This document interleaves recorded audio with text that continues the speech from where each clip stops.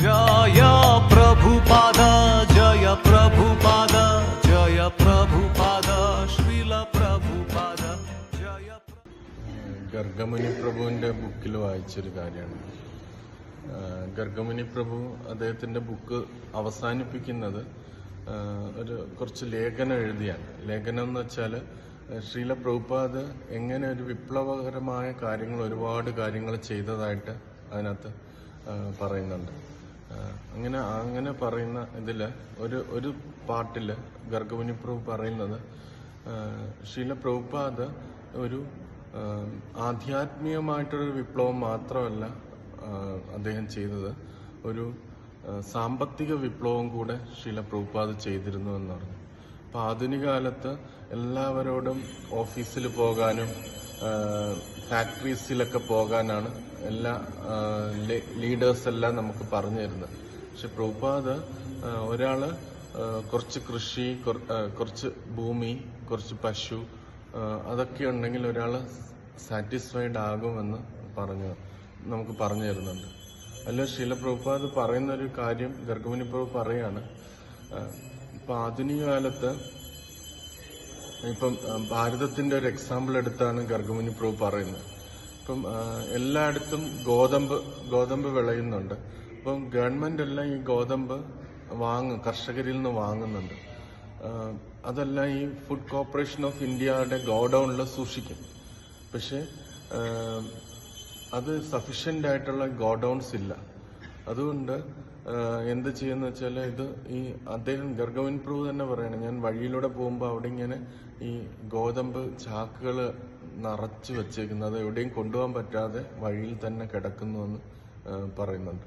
എന്നിട്ട് ഈ ഉള്ള സ്റ്റോക്ക് ചെയ്തേക്കുന്ന ഈ ഗോതമ്പ് തന്നെ കുറേ നാൾ കഴിയുമ്പോൾ അത് മോശമായിട്ട് പോകുന്നതായിട്ട് പറയുന്നുണ്ട്. അപ്പോൾ അത് പ്രോപ്പർലി ഡിസ്ട്രിബ്യൂട്ട് ഒന്നും ചെയ്യുന്നില്ല ആൾക്കാരോട്.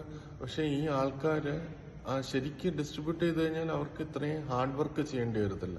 പക്ഷെ അതിന് പകരം അവരോട് വളരെയധികം ഹാർഡ് വർക്ക് ചെയ്യാനായിട്ട് ഗവൺമെന്റ് പറയാണ്. എന്തിനാ? കുറച്ച് ഗോതമ്പ് കിട്ടാൻ വേണ്ടി, കുറച്ച് ഭക്ഷണം കിട്ടാൻ വേണ്ടി ഒരുപാട് ഹാർഡ് വർക്ക് ചെയ്യാനായിട്ട് പറയാണ്. അപ്പോൾ ഒരു സർവേ അനുസരിച്ച് ഇന്ത്യയിൽ ഉൽപ്പാദിപ്പിക്കുന്ന ഗോതമ്പിന്റെ 20% ഈ നശിച്ചു പോവുകയാണ്, വേസ്റ്റായി പോവുകയാണെന്ന് പറയുന്നുണ്ട്. പണ്ടേ അദ്ദേഹം പറയുന്ന മാത്രമല്ല, ഇപ്പം പുതിയ മെഷീനറീസ് കൊണ്ടുവരുവാണ്. മെഷീനറീസ് ഒരുപാട് കൊണ്ടുവരുമ്പോഴത്തേന് ആൾക്കാർക്ക് ജോലി ഇല്ലാതായി തീരുകയാണ് ചെയ്യുന്നത്. ആൾക്കാർക്ക് ജോലി ചെയ്യാനായിട്ട് പറ്റുന്നില്ല. അപ്പോൾ ഒരു മെഷീൻ തന്നെ 10, 20, 30 പേരുടെ ജോലി ചെയ്യുകയാണ് ചെയ്യുന്നത്. അപ്പം അതേസമയം അവർക്ക് ഈ ഭൗതികമായ വിദ്യാഭ്യാസവും കൊടുത്തുകൊണ്ടിരിക്കുകയാണ്. അപ്പോൾ വിദ്യാഭ്യാസം കിട്ടും, പക്ഷെ അതിനകത്ത് അവർക്ക് ജോലി ഇല്ലാത്തൊരവസ്ഥയിലേക്ക് വന്നു ചേരും. പിന്നെ ആധുനിക കാലത്ത് ഇപ്പം ആർട്ടിഫിഷ്യൽ ഇന്റലിജൻസും അതിൻ്റെയും കൂടെ വരുമ്പോഴത്തേന് ആൾക്കും വളരെ കുറച്ച് പേർക്ക് ജോലി ചെയ്യുന്നു. ഒരു കാര്യം തന്നെ 20 പേരുടെ ജോലി ഒരുമിച്ച് ചെയ്യും. പിന്നെ ആൾക്കാർക്ക് ജോലി. പക്ഷെ അതേസമയം ഈ ഭൗതികമായ വിദ്യാഭ്യാസം കൊടുത്തുകൊണ്ടിരിക്കും. അപ്പം അവർക്ക് ഇത്രയും അറിവുമായി കഴിഞ്ഞാൽ പിന്നെ അവർക്ക് ഒന്നും ചെയ്യാനും ഇല്ലാത്ത, അതുകൊണ്ട് ഇത്രയും അൺഎംപ്ലോയ്മെന്റ് വരുന്നത്. ഈ അൺഎംപ്ലോയ്മെന്റും വരുന്നത് കാരണം ഇവര് ഈ നക്സലിസത്തിലും ടെററിസത്തിലും ഒക്കെ അഭയം കണ്ടെത്തും. കാരണം അവരുടെ നോളജ് എന്തെങ്കിലും കാര്യത്തിൽ ക്രിയാത്മകമായിട്ടുള്ള ഒരു കാര്യത്തിന് ഉപയോഗിക്കാനായിട്ട് പറ്റുന്നില്ല.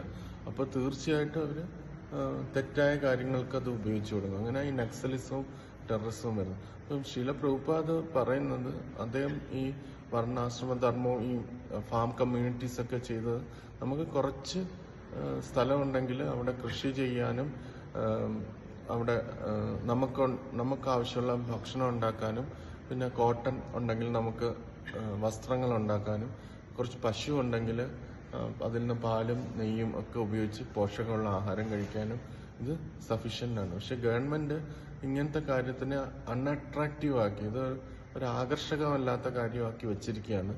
അതുകൊണ്ട് ആൾക്കാരെല്ലാവരും ഫാക്ടറിയിലും ഇതിലെല്ലാം പോയി ഇങ്ങനെ. അപ്പം ഗർഗമുനി പ്രഭു പറയുന്നത്, Prabhupad simple living and plain living and simple living and high thinking, അതാണ് ശ്രീല പ്രഭുപാദ് പറഞ്ഞത്.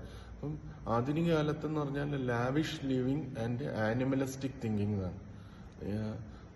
കുറച്ച് ആൾക്കാരുടെ സൗകര്യത്തിന് വേണ്ടി കുറച്ച് അവർക്ക് കുറച്ച് ആൾക്കാരുടെ ലാഭത്തിന് വേണ്ടിയാണ് ഈ ആൾക്കാരെ കൊണ്ട് ഈ ശരിയായ മാർഗനിർദ്ദേശം കൊടുക്കാതെ ഇങ്ങനെ പ്രവർത്തിച്ചുകൊണ്ടിരിക്കുന്നതെന്ന് ഉള്ള പറഞ്ഞു. അതേപോലെ ഗർഗുനി പ്രഭു ഒരു വട്ടം പറഞ്ഞിട്ടുണ്ട്, ശീലപ്രഭുപാദ് അവസാന കാലഘട്ടത്തിൽ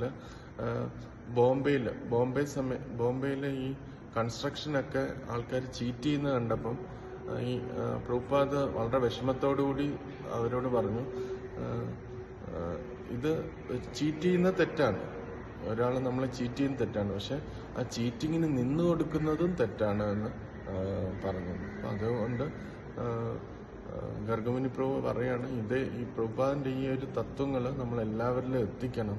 കാരണം നമ്മൾ വെറുതെ കഴുതകളെ പോലെ ജോലി ചെയ്യാണ് കുറച്ച് ഭക്ഷണത്തിന് വേണ്ടി, പക്ഷെ അതേസമയം ലാൻഡും എല്ലാം ഇവിടെ ഉണ്ട് അവൈലബിൾ, പക്ഷെ അതിന് ഒരു ആകർഷണത്വവും ഈ ഗവൺമെന്റും ഒന്നും കൊടുക്കുന്നില്ല. അതുകൊണ്ട് നമ്മൾ അന്ധമായിട്ട് അവരെ പിന്തുടരുകയാണ്. അതേസമയം തന്നെ അവരൊരുപാട് മെഷീനറീസും കൊണ്ടുവന്ന് ഉള്ള ജോലിയും കൂടെ ഇല്ലാതാക്കിക്കൊണ്ടിരിക്കുകയാണ്. അപ്പം ഈ തത്വങ്ങൾ ഇതൊക്കെ പ്രഭുപാദ് ചെയ്ത വിപ്ലവകരമായിട്ടുള്ള കാര്യങ്ങളാണ്. ഇതൊക്കെ ലോകമെമ്പാടും അറിയണം. അപ്പോൾ ഈ ചതിയിൽ നിന്ന് നമുക്ക് രക്ഷപ്പെടാൻ പറ്റുമെന്ന് ഗർഗമുനി പ്രഭു അതിൽ പറഞ്ഞു.